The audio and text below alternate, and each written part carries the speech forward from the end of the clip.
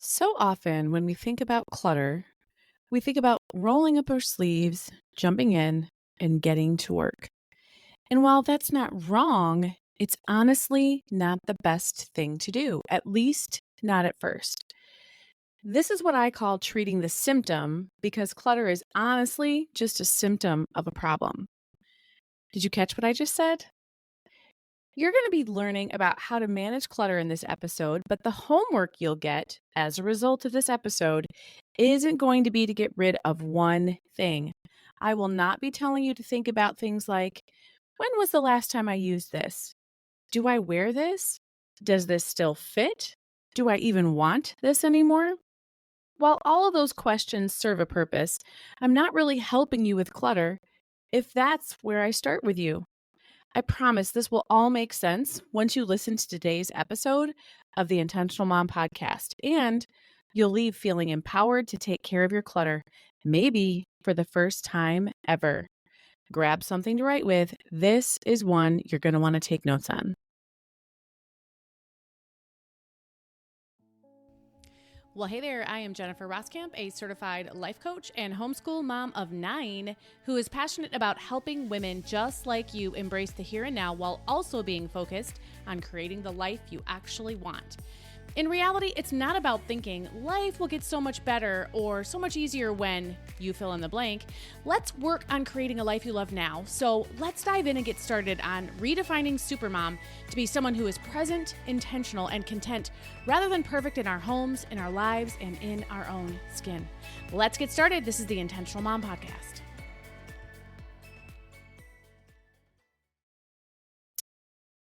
For 3 years, my husband and I survived on next to no income. He was in school full time. In fact, for 7 out of 12 years, he was in school full time, which was not cheap, by the way. Now, if you know how the story ended, you know that we paid off the last bit of our mortgage, making us debt free when we were 41. Our goal was 40, but I guess since we were raising a larger than average gaggle of children, we actually did pretty well. In case this is your first episode with me, we have 9 kids. So, did I mention that in addition to those 7 years in school that we had to pay for, of course, we only had normal jobs and I only worked minimally part-time, some of those years not at all, doing just about everything under the sun you can imagine. So, there's a lot more to our story that I could unpack, but I share these things to give you some context because this is what we'll use as the foundation for what we're going to talk about today. So while I gained so many things during that time in life, strength, grit, and really laying the groundwork for what has now become my life's work in my business, helping women change their lives through changing their mindset. Back in those days, man, they felt endlessly long, by the way. My mindset was often the only thing I could control about my situation. And that's what life coaching is all about. But one of the things I gained during that time that hasn't served me well, actually, it's one of these things that affects so many different things, and clutter is one of those. It has everything to do with clutter, actually, and it's a scarcity mentality. So maybe you've never heard that term before, but I know that you would probably know what it is. So let me just explain that first, just a little bit. So basically, what a scarcity mentality does is, and I guess what it has to do with clutter, is that it makes me afraid to get rid of things. Because I think things like, what if I can't afford this thing and I need to buy it again? With a scarcity mentality, it made me so over the top resourceful. If there's really one skill I gained during that time, it was the skill of resourcefulness, maybe followed up closely by the character trait of scrappy. People describe me as scrappy. So if you're a resourceful person, though, you just don't get rid of things. And the cool thing is that when you're resourceful, you don't have to spend as much money. But on the other hand, you can follow the train of thought, the thought process, and say that if you're resourceful, it's hard to get rid of things. And for me, it's hard to get rid of things that are strangling me rather than serving me. This is how I talk about clutter, strangling versus serving. But it's hard for me to get rid of things that are strangling me rather than serving me when I'm afraid to let them go. So it took some time, and I will say a lot of time, to really get to the root of my need to hang on to onto things due to that scarcity mentality. And it really then all had to be connected back to that part in my life. Once I made all those connections and did all that work, though, it made sense. Once I made all those connections and I processed those emotions, something that I, as a life coach, have learned to do for myself, and I help others do that as well, processing those emotions. But once I did that, I could start letting all of the stuff that was strangling me rather than serving me, I could let all that stuff go. So that really is the foundation I had for you today. And so now we're going to move on. And so these are some truths. I love truths. I love mantras. If this is your first time with me, you will learn that quickly. But here are some truths that I have to remind myself of as I work on clutter.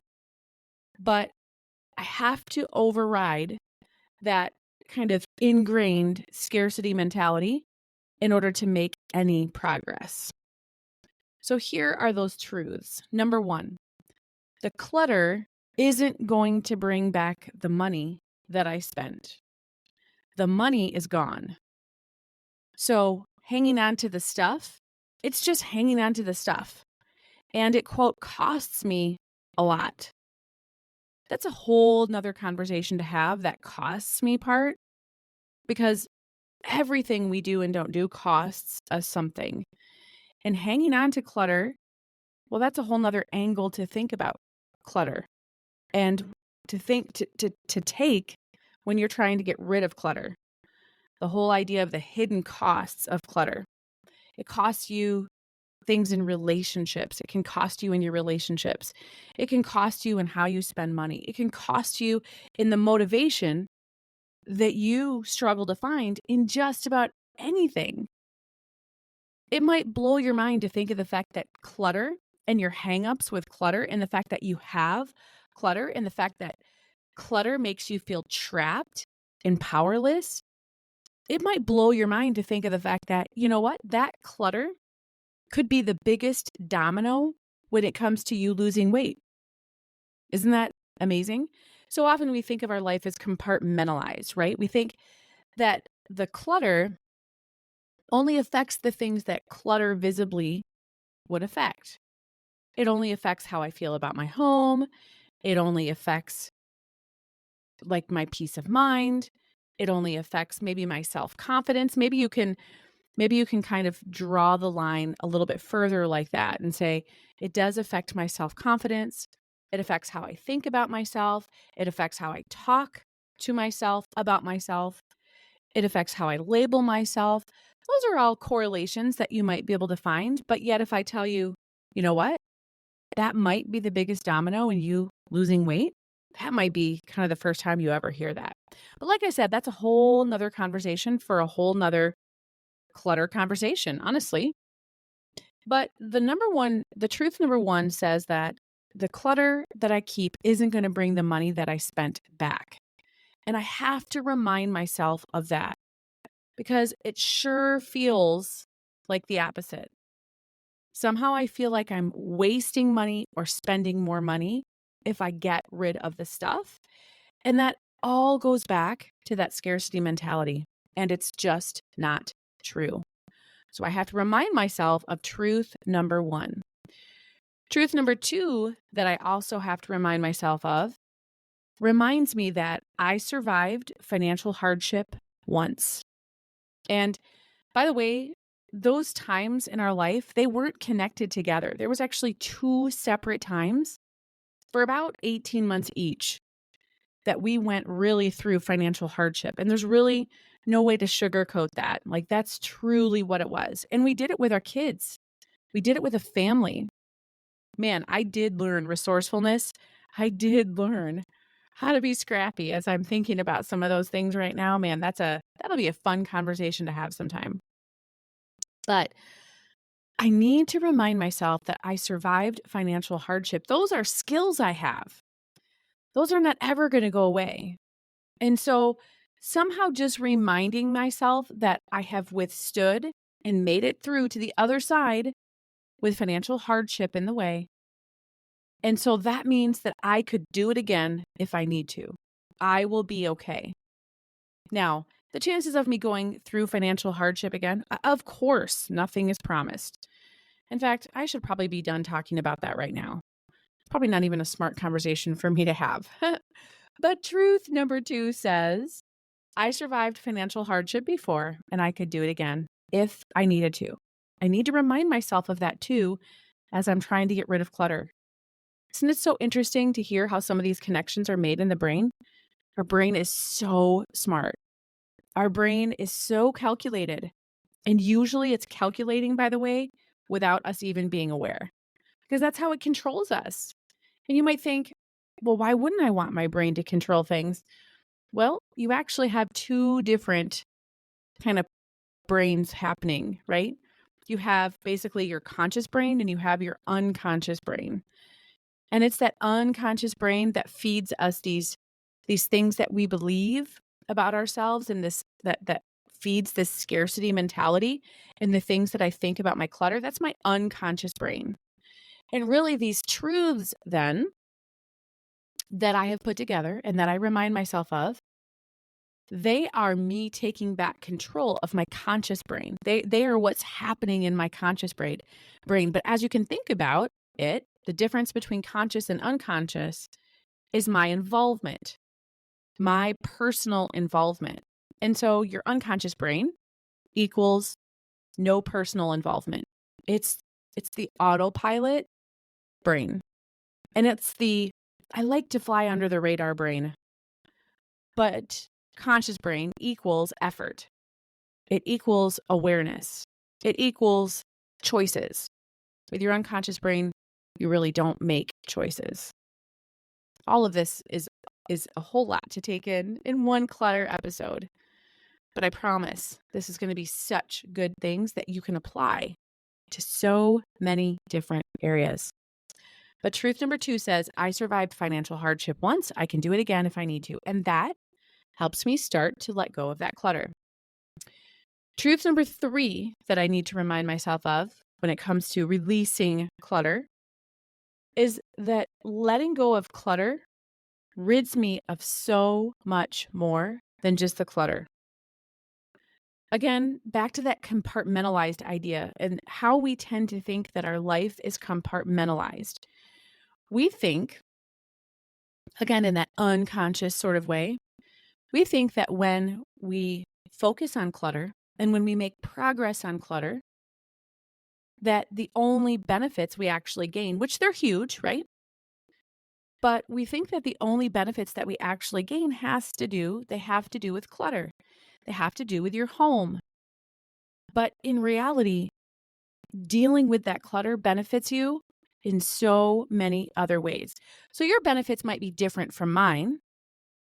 But the thing to notice is that, and the thing to know is that anytime you make an improvement or you take action or you follow through with something you want to do, like take care of clutter, anytime you do that, your ability to do those same things in completely unrelated ways, it makes those things easier. So when I get rid of the clutter, it also rids me of things like shame. It rids me of guilt. And it really kind of rids me of fear, right? Scarcity mentality is tied so deeply to fear. That's really the primary emotion that comes out with scarcity mentality. And so when I take care of the clutter, I also unlock feelings of guilt and shame and fear. And those feelings, when I have them, when I carry them around, they affect other things too. I bring guilt and shame and fear into other situations. We are so complex as humans. You thought you were going to hear some clutter tips today, maybe.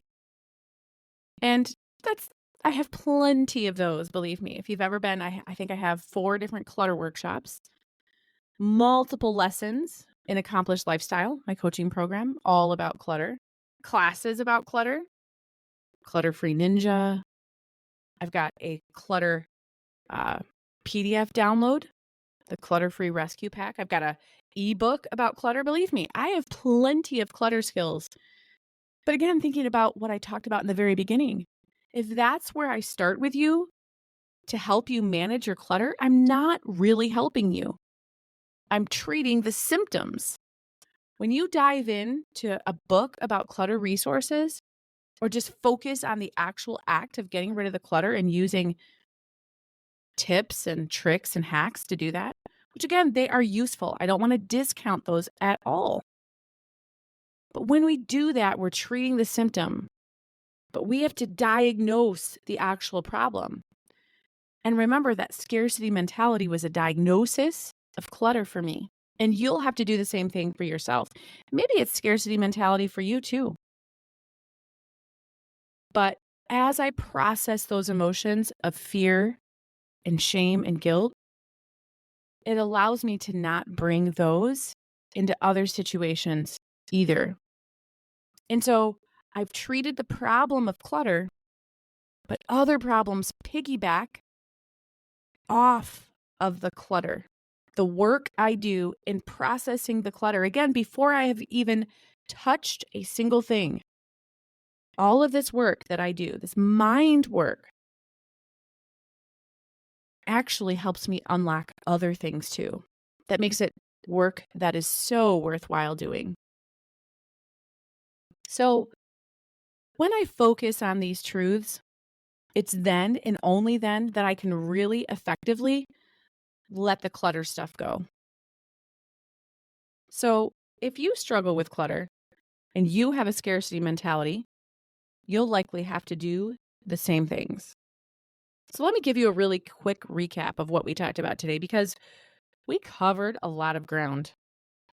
So if you identify or feel like maybe you identify with that scarcity mentality, maybe you've lived through financially hard times in your life, maybe you were taught that by a parent. Maybe you had a parent who lived through the Great Depression, and so they were just resourceful and scrappy.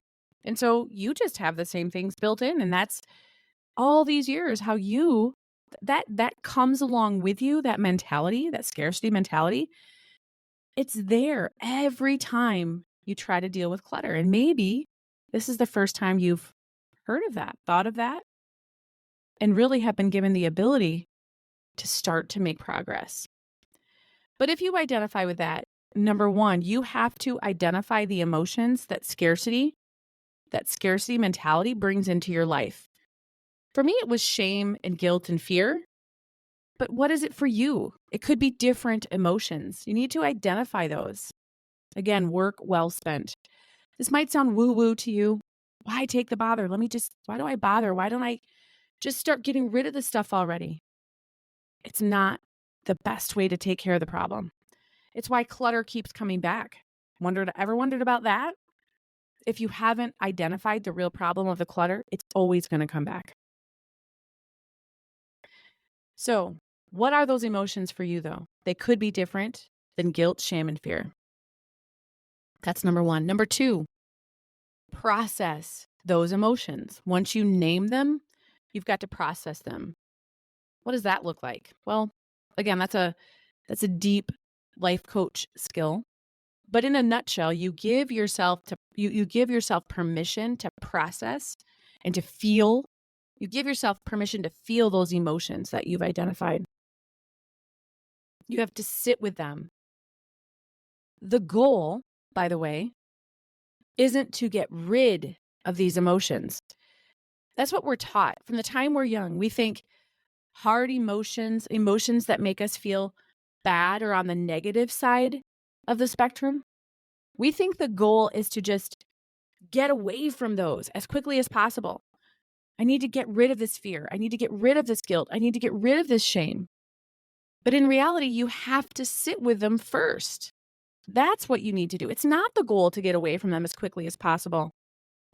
If all you ever do is get away from them as quickly as possible, you're stuffing them, you're ignoring them,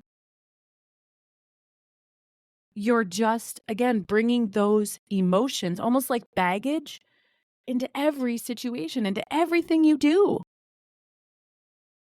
It's so empowering when you can actually feel negative emotions. Now, of course, you move past those. You don't just stay there. But again, if all you've ever done is get away from those hard emotions as quickly as possible, you're carrying so many of them around. And man, they get heavy. And they make every situation that really those become an obstacle in, they make every situation 20 times harder than they have to be. Because you have to carry those emotions. They're heavy. You're pulling them along like baggage. But you've got to process the emotions that scarcity mentality brings to you. And so you've got to trace that back. You've got to do the work there. There's no fast pass I can give you to doing that. You've got to do it. You've got to process those emotions. Interesting. A life coach is someone who can do this for you.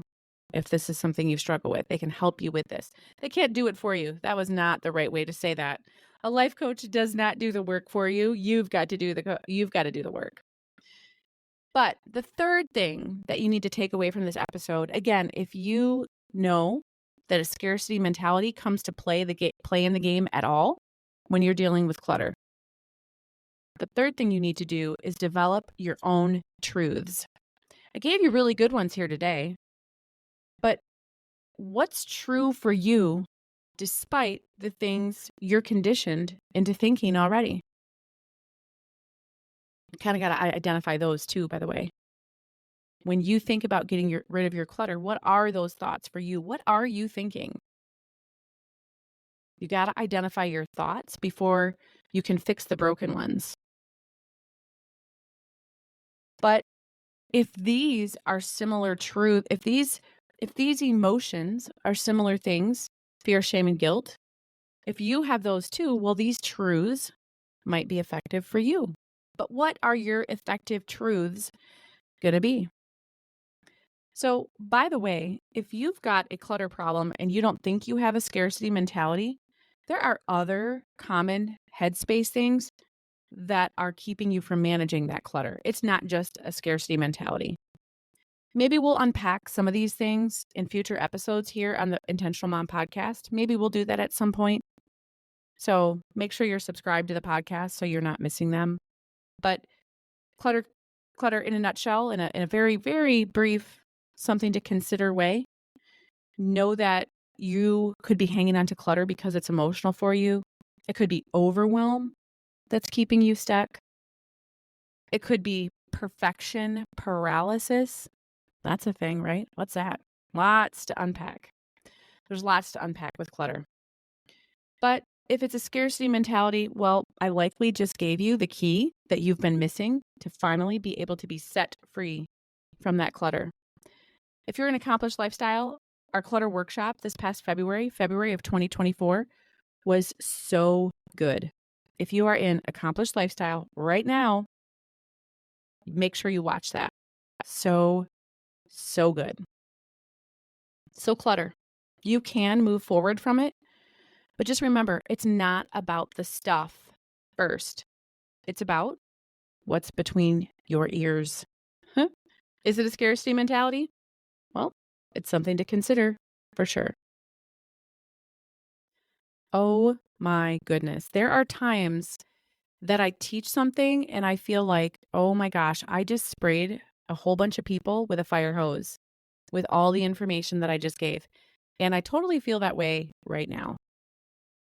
So we've talked about it some in this episode, but in the next episode, we're going to be talking about how a life coach can help you. But maybe you're wondering, what is a life coach and how can they help me? Well, you'll learn that also in the next episode of the Intentional Mom podcast.